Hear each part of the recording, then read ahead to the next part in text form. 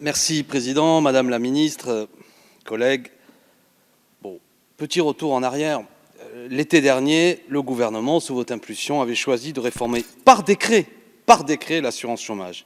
Et vous vous êtes ainsi passé de tout débat parlementaire sur un sujet qui concerne pourtant, nous venons de l'évoquer, des millions de gens. Je ne vais pas revenir davantage sur cet épisode qui en dit long sur votre conception de la démocratie et franchement ce que je considère sur un sujet aussi important comme une dérive, hélas, permise par la Ve République. Mais pour être franc avec vous, Madame la Ministre, j'ai du mal à prendre au sérieux ce que vous répétez depuis tout à l'heure, nous en discutons avec les partenaires sociaux, dans la mesure où vous n'en avez jusque-là jamais parlé.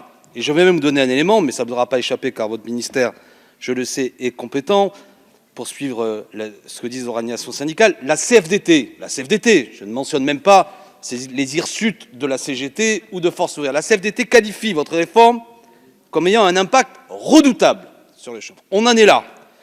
Alors, une fois de plus, dans la limite de cet exercice, je veux attirer votre attention sur l'impact sanitaire pour les chômeurs et les précaires de votre réforme. Le confinement et l'adaptation aux nouvelles mesures de distanciation sociale vont mettre en péril des centaines de milliers d'emplois. Franchement, Madame la Ministre, vous l'avez vu comme moi, hier, le Président de la République lui-même a dit « on va souffrir niveau emploi ». On va souffrir niveau emploi, nous déclare Emmanuel Macron. Et que faites-vous, vous, Madame Pénicaud? Vous maintenez votre réforme qui va limiter et réduire les droits des chômeurs. On va souffrir? Non, ils vont souffrir. Ça me semble un petit peu plus précis. Alors voilà, durcir les conditions d'entrée des droits, des milliers de nos concitoyens privés de leurs droits.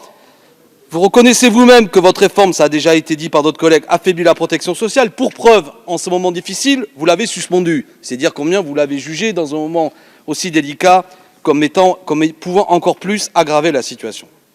Nous ne partageons pas votre conception biaisée de ce raisonnement qui consiste, comme vous l'avez dit tout à l'heure, Madame la Ministre, à inciter les chômeurs. Franchement, je n'ai pas le temps de développer, inciter les chômeurs qui, bien sûr, ont besoin de vous pour se mettre à chercher du boulot. Parce que si on ne les incite pas, ils vont rester où? Chez eux. Bref, à minima, au moins, comme ça a été dit par d'autres collègues, et je pense le collègue d'Arréville, ne pouvez-vous pas au moins accorder une année blanche pour les chômeurs? Et bien sûr, nous continuerons pour notre part à rester déterminés à vous demander, et le faire avec beaucoup d'autres, à l'abandon total de cette réforme. Je vous remercie.